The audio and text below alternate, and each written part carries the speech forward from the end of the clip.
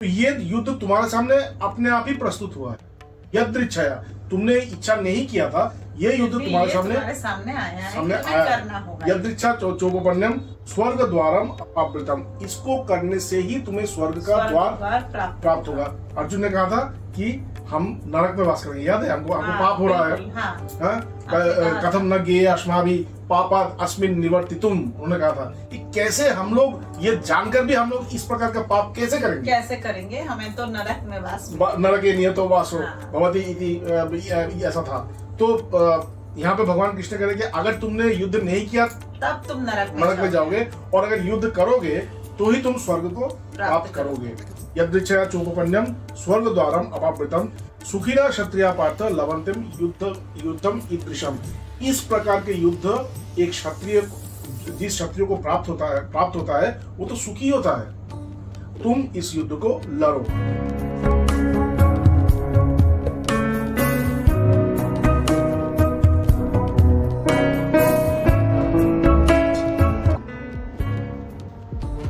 दर्शकों, मैं डॉक्टर जया रॉय पुनः आज आप सबके लिए आज सबके साथ 13वें एपिसोड में पहुंच चुकी हूँ। और पिछले अध्याय में हमने जाना था कि आदि और अंत क्या है। आज हम स्वधर्म के बारे में जानेंगे हमारे स्वामी जी से। स्वामी जी, आपका हमारे इस बातों में भगवत गीता में पुनः स्वागत है। स्वधर्म क्या है, कैसा स्वरूप है, क्या कहा श्रीमद् भगवद गीता में, इसके विषय में आज आप हमारे दर्शकों को बताएं। धन्यवाद जया जी। जैसे हम लोग कहा था पिछले एपिसोड में, जो ज्ञान पर्व था वो पिछले एपिसोड में समझ। अभी ज्ञान के बाद क्या होता है, उस ज्ञान को उपलब्धि करना पड़ता है, साधना करना पड़ता है। तो जैसे किसी गृह में अगर शिष्य जाएगा, पहले उनको उपदेश देंगे, उपदेश देने के बाद शिष्य उस उपदेश को लेकर के वो साधना, जैसे अगर पतंजलि योग सूत्र जो है, ये जो अष्टांग योग है, उसमें यम नियम आसन प्राणायाम प्रत्याहार, इसके बाद धारणा ध्यान समाधि। जो धारणा है ये है श्रवण, मतलब गुरु से सुनना पड़ता है। सुनते सुनते क्या होता है, सुनते मनन होता है या ध्यान होता है। और यही ध्यान जब और गहरा अवस्था में प्रवेश करता है, तभी ध्यान का असली जो स्वरूप है निधिध्यासन, उस स्वरूप को प्राप्त करते हैं। और इसके बाद समाधि होता है, मतलब उस आत्म साक्षात्कार होता है, जो हम लोग भगवद गीता में आगे चल के देखेंगे। तो ये तो एक गुरुगृह में एक शिष्य गया, ब्रह्मचारी गया, उसके लिए ये ठीक है। लेकिन जो गृहस्थ है, जो युद्ध क्षेत्र में खड़ा है, या जो अपने जीवन के युद्ध में वो जीवन का युद्ध लड़ रहा है, वो क्या करेगा? तो उसके लिए भगवान कृष्ण ने एक नया जो कॉन्सेप्ट वो दिया, वो है स्वधर्म। हमारा जो धर्म है, उस धर्म को अगर तुम पालन करोगे तो ही तुम देखोगे कि तुम्हें इसमें ही श्रेष्ठ फल लाभ होगा। जैसे आपको याद होगा कि जब अर्जुन ने जब अपने सामने जब कौरवों को देखा था, अपने गुरु द्रोण और पितामह को देखा था, उन्होंने एक बात कहा था कि सीदंती मम गात्राणि, मेरा जो शरीर है वो कांप रहा है। भगवान कृष्ण वहीं से शुरू कर रहे हैं। अगर तुम स्वधर्म करोगे तो तुम्हारा शरीर कांपेगा नहीं। तो यहाँ पे बोल रहे हैं स्वधर्म भी चापेक्ष न विकंपितुम अर्हसि धर्माद्वी युद्धाश्रेय अन्यात् क्षत्रियस्य न विद्यते। अगर तुम अपने स्वधर्म का पालन करोगे तो तुमको ये जो कंपन शरीर में हुआ था, या ऐसा नहीं होगा, भय नहीं रहेगा। तुम्हारे अंदर जो भय है, या तुम्हारे अंदर जो तुम्हारे अंदर जो अंधकार है, वो अंधकार नहीं रहेगा। और इस प्रकार का धर्म युद्ध अभी जो आया है, तुम तो क्षत्रिय हो, क्षत्रिय धर्म का पालन करो। क्षत्रिय धर्म क्या है कि उसे युद्ध करना है। तो एक क्षत्रिय के लिए इससे अच्छा धर्म पालन करने का मतलब अवसर ही कहाँ मिलेगा। धर्माद्वी युद्धाश्रेय अन्यात् क्षत्रियस्य न विद्यते। इस प्रकार के युद्ध से और श्रेष्ठ युद्ध तुम्हें मिलेगा कहाँ से? इसमें युद्ध करो। इसके बाद वो कह रहे हैं कि यदृच्छया चोपपन्यम स्वर्ग द्वारम अपावृतम सुखिना क्षत्रिया पार्थ लवंते युद्धम ईदृशम। बोले ये जो युद्ध है ये तो तुम तो लाए नहीं हो, ये तो तुम तो इसके कारण नहीं हो, इसके कारण है कौरव, दुर्योधन। तो ये युद्ध तुम्हारे सामने अपने आप ही प्रस्तुत हुआ है, यदृच्छया, तुमने इच्छा नहीं किया था, ये युद्ध तुम्हारे सामने आया।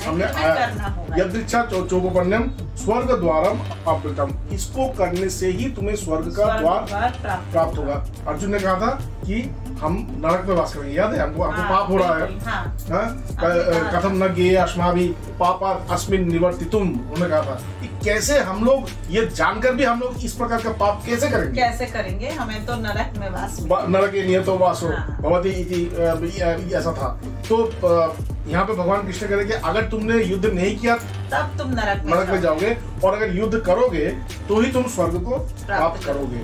यदृच्छया चोपपण्यम स्वर्ग द्वारम अपावृतम सुखिना क्षत्रिया पार्थ लवंतिम युद्धम ईदृशम, इस प्रकार के युद्ध एक क्षत्रिय, जिस क्षत्रिय को प्राप्त होता है वो तो सुखी होता है।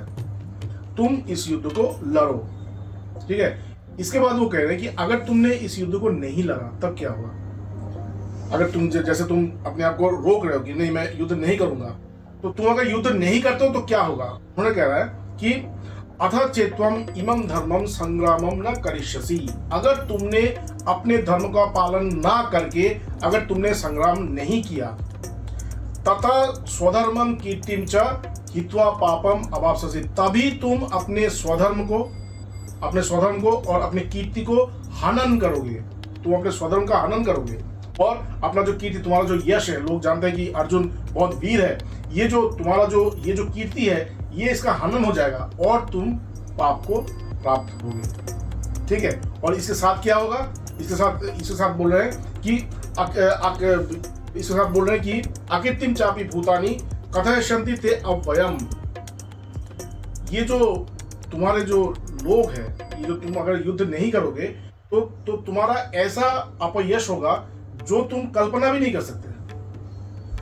तुम अगर युद्ध नहीं करते हो तो तुम्हारा ऐसा अपयश होगा, इसको तुम कल्पना भी नहीं कर सकते। और तुम ये तो जानते होगे कि संभावितस्य चाकीर्ति मरणात् अतिरिच्यते, और एक सामान्य व्यक्ति के लिए, तुम तो सामान्य व्यक्ति हो, एक सामान्य व्यक्ति के लिए ये जो अपयश है वो मरने के समान है, या मरने से भी ज्यादा अधिक है।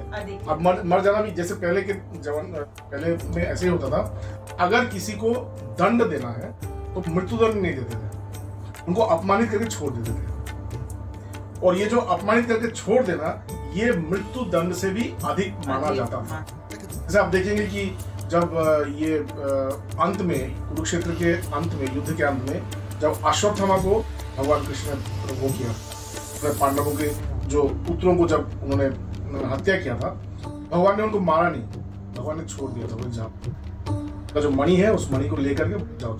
ये जो जाओ बोले थे, ये जो छोड़ देना, या मतलब उनको जो मृत्युदंड ना देना, ये मृत्युदंड से भी अधिक माना। तो ये बोले कि संभावितस्य चाकीर्तिम मरणात् अतिरिच्यते, और एक सामान्य व्यक्ति के लिए ये जो अपयश है ये तो मृत्यु से भी अधिक है, तुम्हें ऐसा मिलेगा। और लोग क्या सोचेंगे, भयाद रणात् उपरतम मन संते त्वम महारथा, और ये जो महारथी लोग हैं ये लोग सोचेंगे कि तुम भय से इस युद्ध से पीछे हट गए हो, ठीक है। ये शाम चाहते बहुमतो हित्वा ज्ञास्यसि लाघवम, और ये जो लोग है, जो लोग ये बोलेंगे, ये लोग तुम्हारे सामने टिक भी नहीं पाते। तुम्हारे अंदर जो मेधा है, तुम्हारे अंदर जो वीरता है, उस वीरता के सामने ये टिक भी नहीं पाते हैं। लेकिन अगर तुमने युद्ध ना करके, अगर तुम इस संग्राम के जो क्षेत्र है इसको अगर तुम त्याग देते हो, तो ये लोग सोचेंगे कि तुम डर गए हो, और डर के मारे ही तुम ऐसे किए। इसके बाद बोले अवाच्य वादांश बहुन कथयिष्यन्ति त्वं तवाहिताः, और ये लोग जो तुम्हारा हित नहीं चाहते, जो तुम्हारे शत्रु है, ये तुम्हारे बारे में अनेक प्रकार के अवाच्य वादान अपशब्द बोलेंगे, ठीक है। और ये और निंदन्तस्तव सामर्थ्यम ततो दुःख तरुन्मुखी, और एक सामान्य व्यक्ति के लिए, तुम्हारे जैसे एक सामर्थ्य व्यक्ति के लिए निंदा से अधिक दुख और क्या हो सकता है। और इसके बाद भगवान कृष्ण ने कहा कि हतो वा प्राप्स्यसि स्वर्गम। अगर तुम इस युद्ध को करते करते अगर तुम वीर गति को प्राप्त होते हो तो तुम्हें स्वर्ग मिलेगा। हतो वा प्राप्स्यसि स्वर्गम जित्वा वा भोक्ष्यसे महिम। और जीत गए तो राज्य भोगोगे। उत्तिष्ठ कौन्तेय, हे कुंती पुत्र इसीलिए उठो। युद्धाय कृत निश्चय, युद्ध के लिए निश्चित हो, दृढ़ता से निश्चित। तो ये उन्होंने स्वधर्म के बारे में कहा और इसके बाद ही उन्होंने ये जो कर्म और जीवन और ज्ञान इनके बारे में किस प्रकार से सामंजस्य है, उस सामंजस्य को उन्होंने स्थापित किया कि तुमको जो मैं कह रहा हूं कि तुम युद्ध करो, वो जो मैं कर्म करने के लिए प्रेरित कर रहा हूं, तुमको जो मैं इस युद्ध क्षेत्र को त्याग करके ना जाकर तुम्हें मैं अपने धर्म को पालन करने को जो प्रेरित कर रहा हूं, ये क्यों कर रहा हूं, इसके बारे में हम लोग आगे पहले जाएंगे। दुख सुखे समय कृत्वा लाभा लाभो जया जयो ततो युद्धाय युद्धस्व नैवम पापम अवाप्स्यसि। यहाँ से भगवान शुरू करते हैं कि देखो दुख सुख लाभ अलाभ, हाँ, जय पराजय, इन सबको समान जान करके युद्ध में प्रवृत्त हो, तुम्हें कोई पाप नहीं लगेगा। तो आज हम यहीं पे बातों में भगवत गीता को विराम देते हैं। अगला एपिसोड में हम लोग जी स्वामी जी, ये ज्ञानवर्धक चीजें हमें लाभान्वित रही है आपकी वाणी से। दर्शकों, आप भी हमारे साथ वाणी सुन रहे हैं स्वामी जी की, और मुझे लगता है कि आप बहुत ही इससे लाभान्वित हो रहे हैं अपने जीवन में। इसको गीता को पढ़िए, सुनिए और इसके सकारात्मक प्रभाव को देखिए। तब तक के लिए नमस्कार।